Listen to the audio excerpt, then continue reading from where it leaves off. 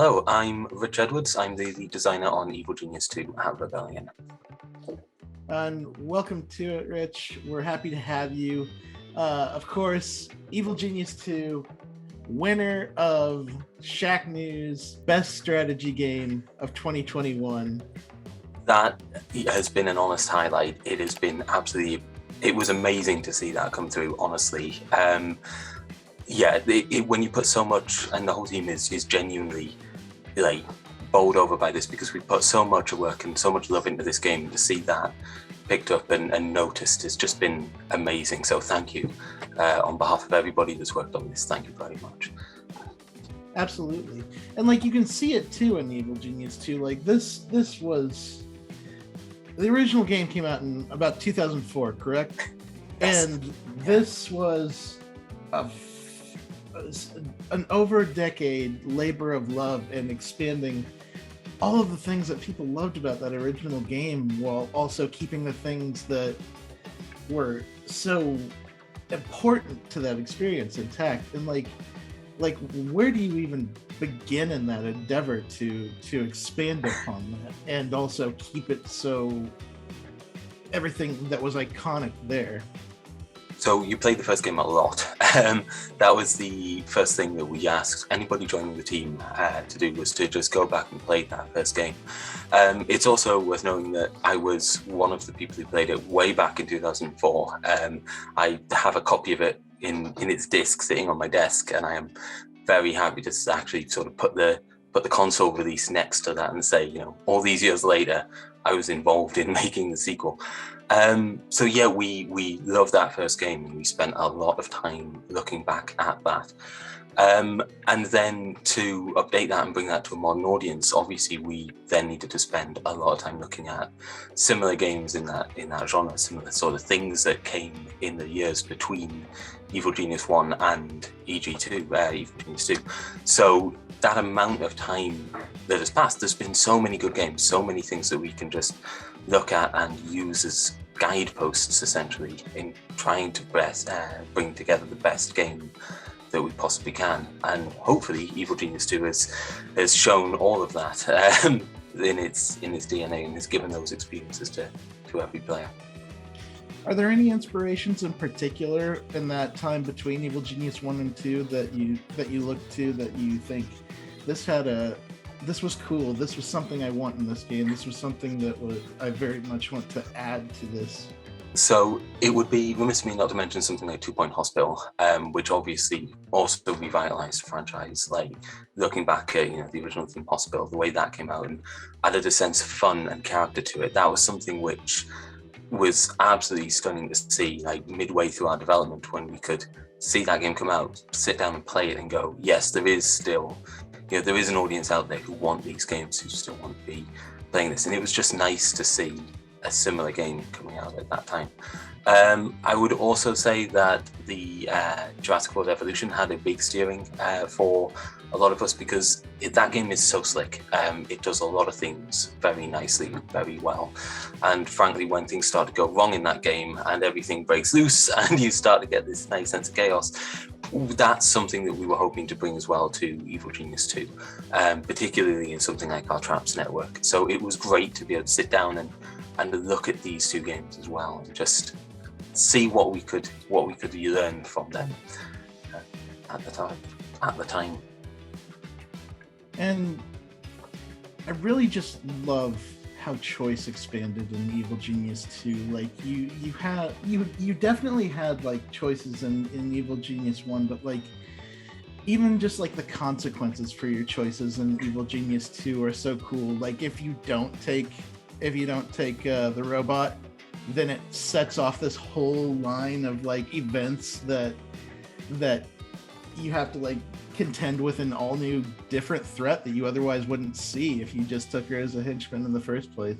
So that was one of the things which we sat down really early on and said that Evil Genius 2 it's a movie. It's a whole storyline of you as the player attempting to take over the world, and we want to give you a really cool and cinematic experience as you play, the villain that never usually gets the spotlight in any film or game.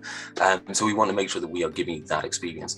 And frankly, it was a bit of a surprise when we kept jamming as much content into the game as possible. And we thought that people would play through the game and then replay it to pick up all those extra things. And it was so incredibly amazing to see people sit down and play the game and say, no, I'm going to do everything. I'm going to try and get absolutely everything in this first run. So yeah, we were watching people playing the game for hours, like going after everything. And it was amazing to see. I'm possibly going to say that a lot. I am bowled over by the way that people have responded to our game. My question for you, Rich, is how much James Bond, how much Austin Powers, how much of those type of shows did you watch while making the sequel and the original game? When making the sequel, we were obviously looking at all those things over the course of the thing. I rewatched every single Bond film in order. I don't mind admitting that. In fact, if I reach over here now, I can even bring out the collection of Bond books that are sitting on my shelf that I was reading through. As much sort of spy-fi media as I could, I was consuming throughout the course of development. So basically everything, you name it, we've sat down, we've watched it, and we've dissected it for thoughts and things that we could put in. There's a whole bunch of Easter eggs in the game that reference these kinds of things that it's a delight to see people picking up on. As your game gets older and more popular, just in general, like with the sequel, you tend to get more road bumps when it comes to parodies in the legal department. Do you have any fun stories you could say? You can't have that looks too close to X character. You can't have this on the nose. There's a couple of things out there which I probably shouldn't talk about, if I'm honest. Anything that's too legal, that we kind of have to step back from.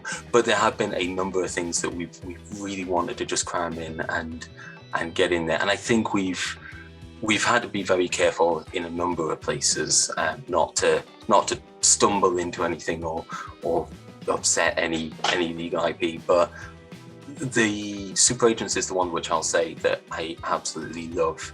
How we've been able to reference various different bits of media that we might not otherwise be able to touch on. For example, Agent X going all the way back to noir style, those tales of intrigue and that pulp fiction thing that did have a lot of grounding in, or did set off a lot of things for spy fiction to follow.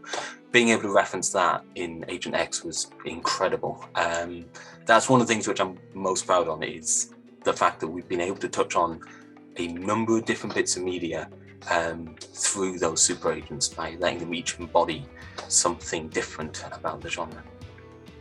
I think one of the coolest things to me about Evil Genius 2, and this is something that is very, very exceedingly rare in strategy games, in strategy and sim games as a whole, is that it actually is like a continuity sequel to the first game. Like, you have characters like Maximilian the Return, but also like Red Ivan, who was a henchman in the first game and now becomes a general. You have henchmen in the first game that like had kids, and their kids are now henchmen, yes. Or they grew older, and it's like where you weren't involved with the first one, but you came in the second one. What was it like to like build the continuation of this world? So honestly, it was a dream come true. Really early on, I'm talking like the first month of the game, we sat down and we said, is this Evil Genius or is it Evil Genius 2? And we decided that we wanted to do the sequel because that would allow us to expand and build on new things. And additionally, it means that after all the years in the making, in the build up to, that we were able to actually take characters who were well loved and just update them and bring them in. So it always bothered me that Red Ivan was never full, front and center of a lot of things. In fact, when I first played the game, he did spend a lot of time locked in a surface shack, kept away from everything, where he couldn't destroy my lair. And being able to just say, no, you know what, this guy needs this guy needs a whole campaign dedicated to him, it was a dream come true. He was a character that we just knew had to be one of our evil geniuses from the start. So yeah, it honestly, the amount of time and the amount of references and things that we could take from that first game, it was a delight. It was so rich in material to draw from. Was there ever a time in which you thought you might like just do what other strategy games do and just like kind of start from scratch, build a whole new thing, and then just go from there? Or was it always like this was going to be the continuation of where we came from? I don't think any of us would have felt comfortable using the Evil Genius name and building something entirely from scratch and building our own thing, but calling it Evil Genius. Ultimately, we became the custodians of a much loved IP, and it was a heavy burden to try to make sure that we did right by that. So a lot of times we were looking at things and saying, you know, is this a cool mechanic, or is this something that sits counter to what Evil Genius was?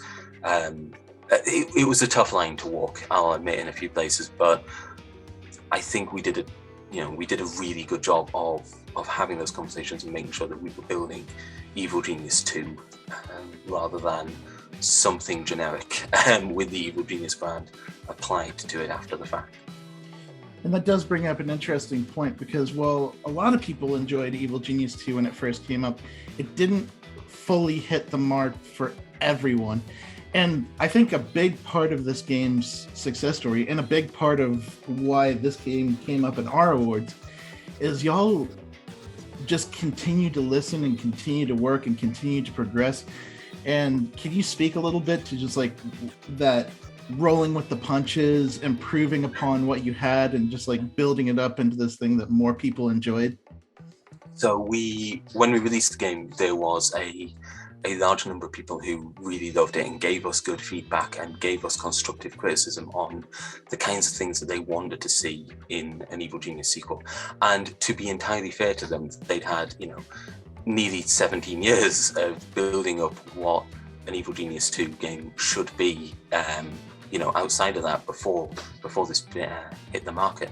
So being able to listen to them and work directly with them in building, you know, everything that should come after, that was a genuine treat. There was a number of quality of life patches that we've put out where we've just had to take time and listen to our players and say, you know, if you want this thing, we will do our level best to give it to you. And I'm very excited to see, you know, I'm very excited to see how people respond to the content that we've been producing and the last piece of content that's about to come out.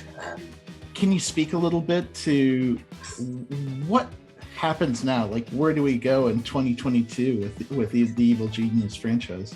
So right now we are really focused on our next DLC pack. That is obviously included in the season pass. So if you've bought that, you already have it. Well, you will already get it when we actually push it out. But yeah, we are very excited to see how people pick that up and play with it, because this one is far more substantial than anything that we've done to date.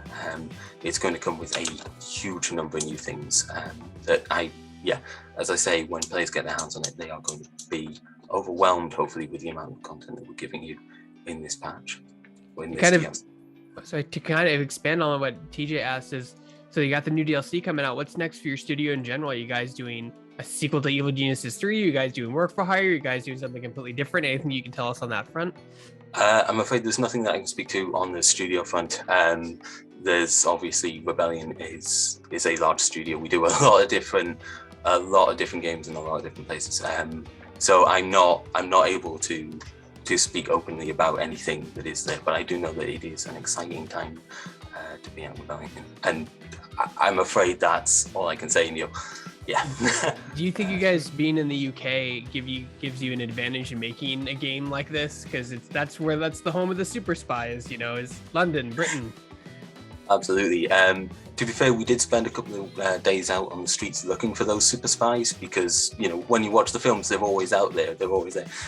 So we sat by a motorway for a while, waiting to see a car chase happen, thinking that, you know, we might be able to catch them.